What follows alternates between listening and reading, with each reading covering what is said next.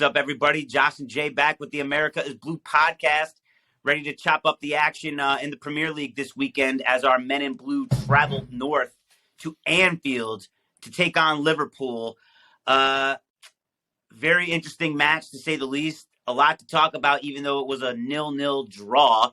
Not exactly what you wake up at 7:30 in the morning to delve into. But nonetheless, Jay, this is the America is Blue podcast. You get the first word around here. What did you think of the match overall, man? How the mighty have fallen. This was a bore fest, and it's shocking, man. Dude, last year we played Liverpool, and although we didn't fare well, there were a bunch of draws. We lost a bunch of matches on PKs. It was high level, entertaining football. They were just a better team than we were, but it was amazing to watch those games. And such a short time later, listen, you come away from Anfield with a point, you got to feel good about it. It's definitely not a bad result. It was just, the quality of the play between two sides who were historically great, really in a struggling moment, was just painful to watch as a spectator. Yeah, dude. So, not friendly on the eyes. Keep this in mind. And also the last couple times that we've been playing them, aside from our typical league games, it's been for silverware. It's been for the FA Cup. It's been for the League Cup. Yeah. Stuff that really matters. And to your point, man, they look really bad. We do not look good at all either. It is a little bit of an interesting time, to say the least, to be a fan of one of these gigantic clubs of English football. And it's just very strange to be having a conversation of us getting a clean sheet at Anfield, walking away with a point, and then still 10th. It's just kind of an interesting time to be alive, man. I don't know how else to put it. Yeah, dude, we're both teams, right? We obviously can't put the ball in the net. Our problems are different from their problems. Both sides have, a significant lack of confidence in what they're doing out there. I know both sides are dealing with a rash of injuries. There's problems, but their midfield and their back line is a nightmare. Up front, they just can't put anything together because there's no flow between the various units on the field. And again, even the guys who are great up top aren't playing with confidence. With us, we're starting to put it together a little bit on the back line, or at least it appeared so. And now our midfield and our front line is absolute trash. So I don't know what to do. Hopefully our reinforcements, once these guys can all get on the field together, that will start to pick up the pace of play and get some goals in the back of the net, because we have seen some bright spots there. Thank God. Well, it has been an absolute struggle for us to get the ball in the back of the net. And just to keep this in mind, we're 10 points off the top four right now. Both Newcastle and United have 39 points. They score goals. Actually, Newcastle's very good at preventing them, which also helps. So we need to we at least we didn't concede this week. No doubt, we just got to get better at putting a few past the opposite team's goaltender. So with that in mind, man, very peculiar lineup. Wait, before we go to the lineup, what's your word for the game? Give me your word. The word for the game is sloppy, brother. Sloppy. Spot on. And it felt like an American football game that was just played in the mud. Everybody was just slogging around, and it was not neat, not tidy. A lot of dirty kits out there. It just didn't seem, free flowing, or when there was an opportunity. And this is on both sides. People just couldn't find the key pass. People couldn't get the right touch. People couldn't get the right control that they needed. It was just out and out a dud fest from the finishing perspective. And now that we're segueing into the match, but we are notorious for not getting lineups right. There's no doubt about it. But man, I think this one might have been like an all-time, man, you guys don't know anything. We got the back line and the keeper pretty good. I think we got those spot on. I think everything else was pretty much for shit, but that's the way it goes. It was very interesting. Well, and your boy Lewis Hall finally got a run out at his natural position. I think he left a little bit to be desired. We can kind of unpack that as we go, but it was a very interesting lineup. We didn't have some of the right guys in there. Mudryk did not make his debut in the starting lineup, but it was a very interesting collection of players for sure. Yeah, I mean, starting from the back, I'm glad we threw these guys out there. I was really, seeing Chalobah come off. I like him as a reserve right back. I don't know how significant the injury is. I know we're a day late after the game, but another one bites the dust. It sucked. I mean, in the midfield, I think we both had Kovacic. He didn't even suit up, so There's something going on there. But just focusing on the back line a little bit, I thought Cucurella played a really decent game. Nothing tremendous, but like a really solid game, and you're going up against Mo Salah. Even Mo Salah on his worst day is still an absolute nightmare. So for you to be able to lock that down and not really give up any clear chances to him, kudos to him. I thought Chalobah was good on the other side, and the two men in the middle were awesome. They were the highlight of the team between Badiashile and Thiago Silva. I'll give Badiashile like the ever slightest little knock that some of his passing was untidy, but as far as what he was doing defensively and then also what he was bringing on the offensive end in the box by flashing, great stuff. Great stuff. I mean, 2 points I want to hammer home there. I definitely agree with you. We got to give Cucurella some props. We've been roasting him when he hasn't been playing well, and Mo Salah had his chances. And what I mean by that was he had him isolated. He had opportunities to make him look a fool and put him in the washing machine a couple of times, but he stood his ground. He kept him in front of him, didn't give up anything sloppy, because you know how Mo Salah can create goals from nothing. And we kept him in check, which was a great shine. And, dude, Badiashile, man. I got to gush on this guy for a second. Again, the California Redwood, he just looks so elegant out there. He just looks very composed. I love the left foot. I thought his passes were quite tidy, actually. I thought he looked very buttoned up, ever the Frenchman. And he just seems like a guy who is going to fit right in with the culture. He's going to fit into the lineup. He looks the part. And I mean, him next to Thiago Silva, who just continues to get better with age. Amazing. He is aging in an oaken barrel, that guy. I mean, it's just freaking unbelievable what he's been able to do. And having a guy like Badiashile as his opposite number is just going to be really, really good. I think they could be an excellent pairing. And look, man, we got a chance to tighten it up here and make a run at the top 4 or 5. Those two have to be tight in the back, and that's going to be a huge key to our success. And for Badiashile, like, you haven't gone up against top-notch Premier League opponents quite yet. You've looked really solid against Palace and a wounded, battered Liverpool team. I'm not ready to fully anoint it and like really hype up the bandwagon, but I mean, you can't pick your opponents, right? So it's like he's gone out there and he's gotten the job done, exactly what we wanted to see from the guy against who was thrown out there. It'll be interesting to see once we go up against more top-level teams with more of an attacking side that's actually a threat, to see how he does there and see if he's able to bring his game up with the level of play. But for him, man, what an opportunity. You come over in the January window, you get to play next to arguably the greatest center back of all time. And like you said, a guy who just continues to get better. I mean, he just plays at such a high level. It's an amazing opportunity for him to spend the rest of this season. And if we're lucky, maybe some additional time moving forward, because I really don't want to ever not see Thiago Silva in a blue shirt. That guy can stay here till he's 60. I'm cool. Put him in a wheelchair back there. He's still going to be heading balls out. And on the flip of that, I feel bad for Thiago Silva. Like, he's the only guy who's just been consistently putting it out there and doing it well. And I got to just imagine he's sitting there with the quality of football that he's seen from his club experience, from playing with Brazil, and looking at what's been going on and just being like, man, like, we gotta put this together and have guys start to pick up their level of play. And he's been just the backbone. I mean, he's part of our Champions League winning side too. So it's not like he's a stranger to silverware and blue. That being said, yeah, he does, you want to continue to see this guy get a little bit of help, and hopefully he can finish his career in winning situations.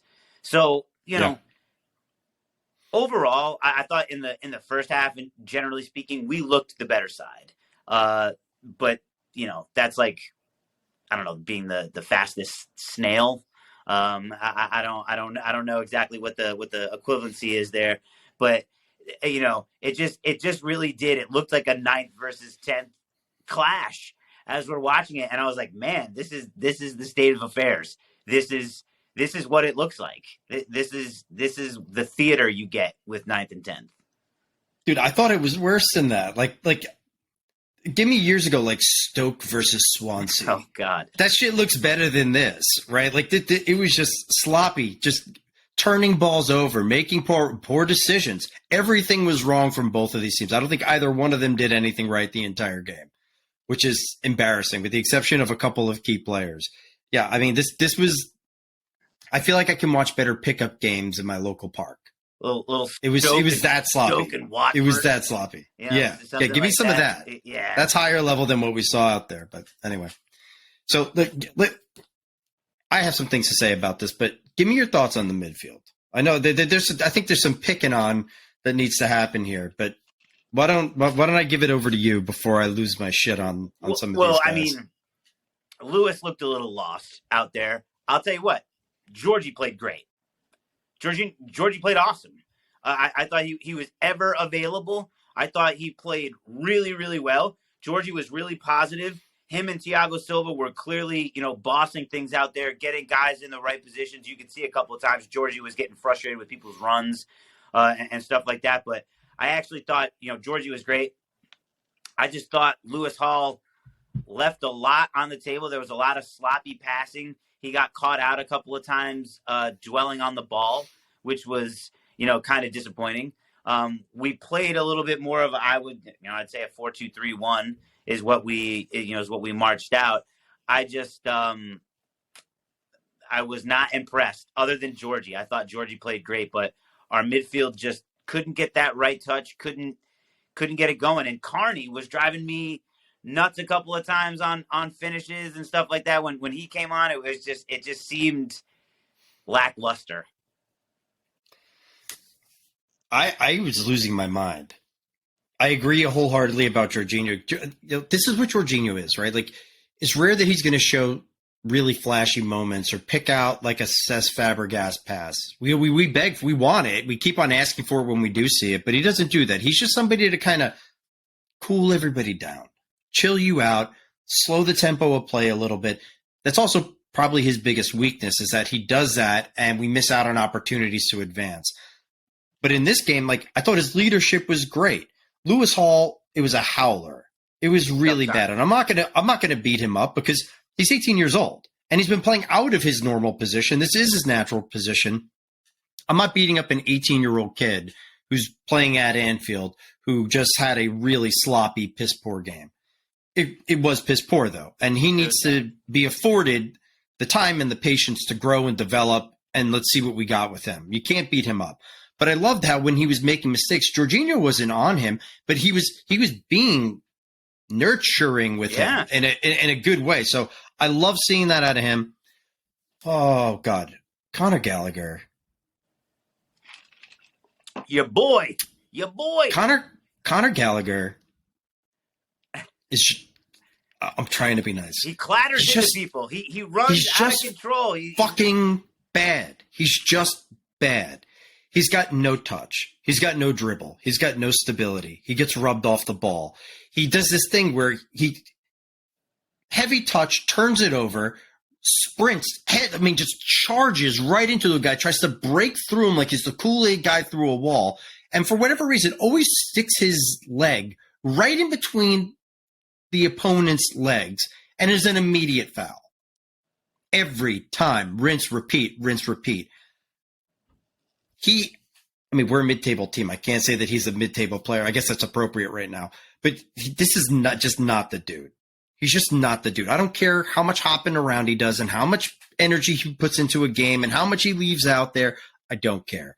The guy just does not have – we don't even see hints of quality that would constitute a spot, even in a depleted Chelsea squad.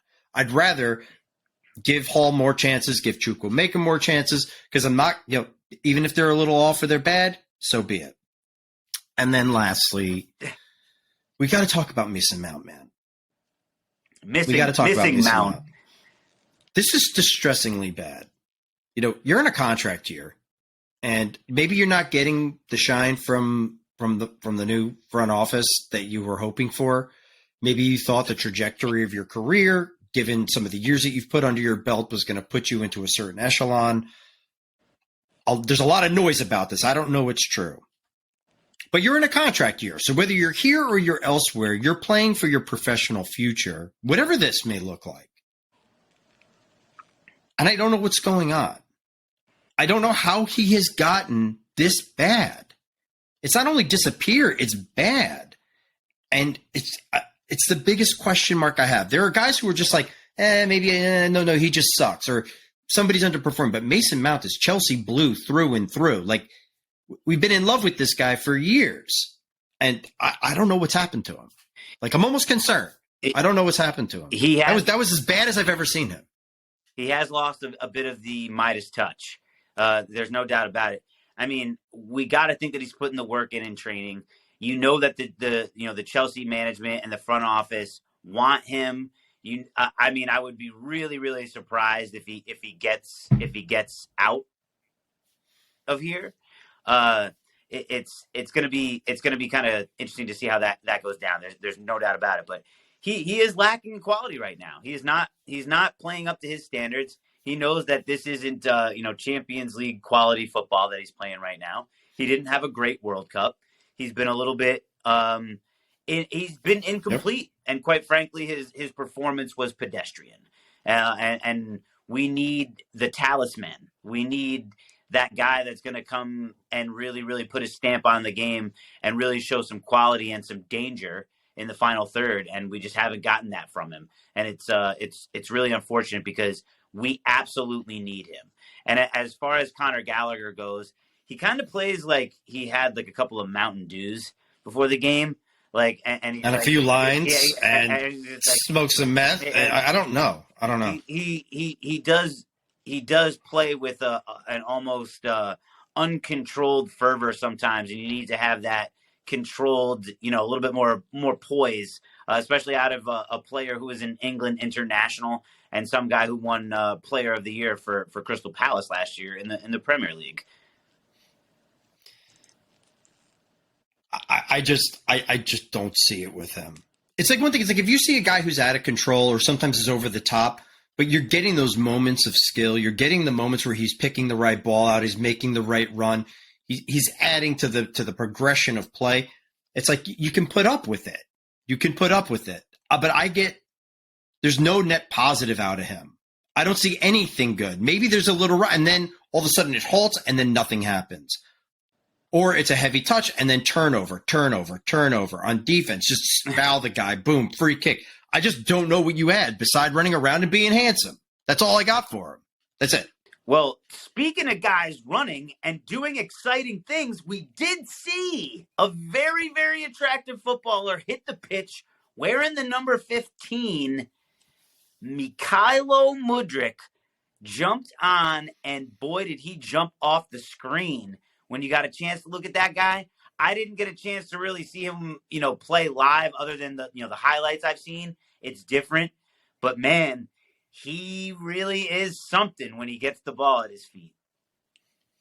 It's, again, tough to judge. Like, you could see that there was some rust that he needed to shake off. I'm sure you have to have some kind of nerves.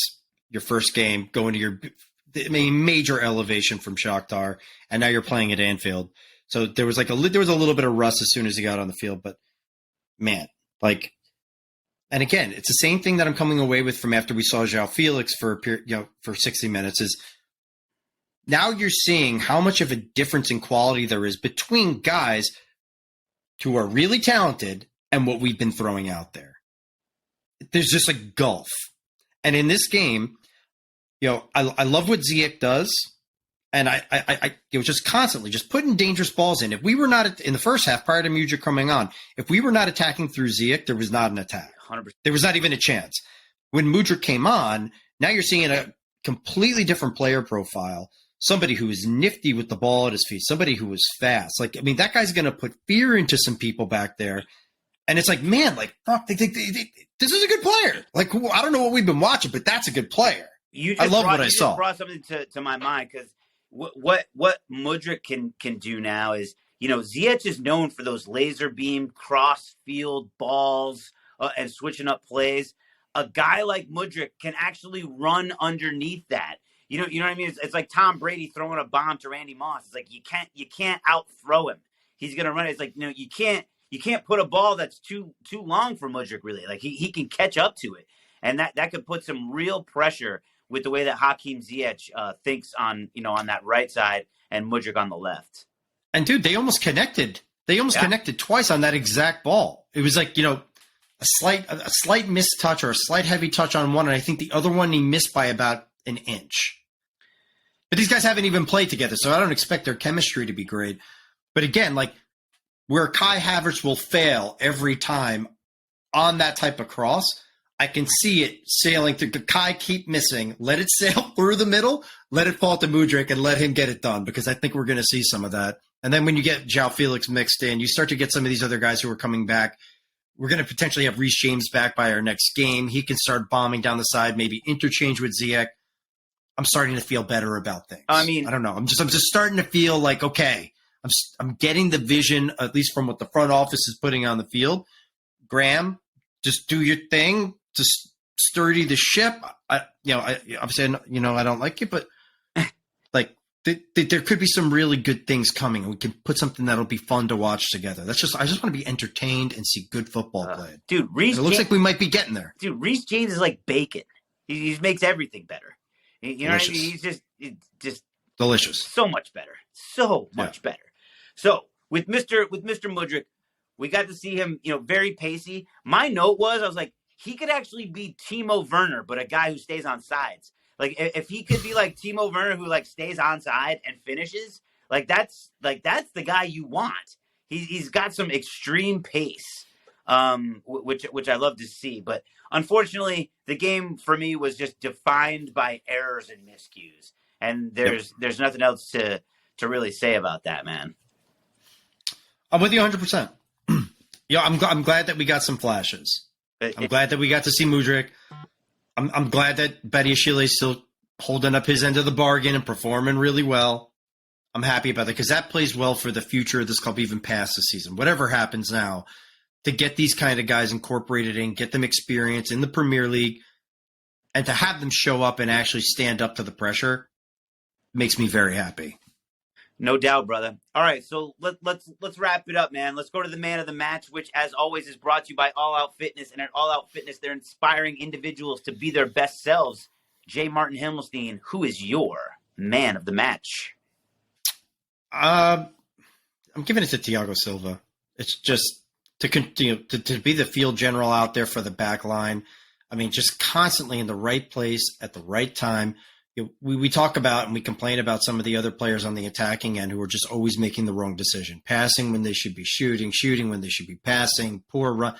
He doesn't screw up.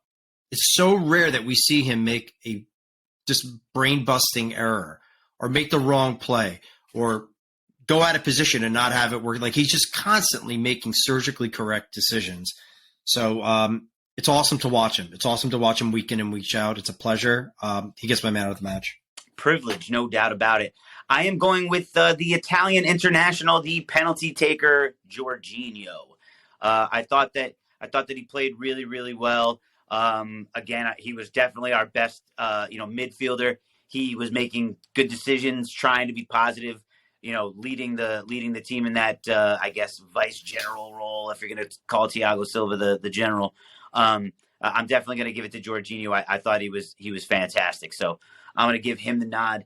And then, Jay, coming up next, we got a little break time coming up here. No game this week. Our next game is until Friday, February 3rd. Fulham comes to the Bridge in a revenge match, in a renewal of the West London derby. Hopefully we can even things up. They got us the last time, especially off the Willian goal. Broke my heart. Hopefully we can redeem ourselves. Amen to that.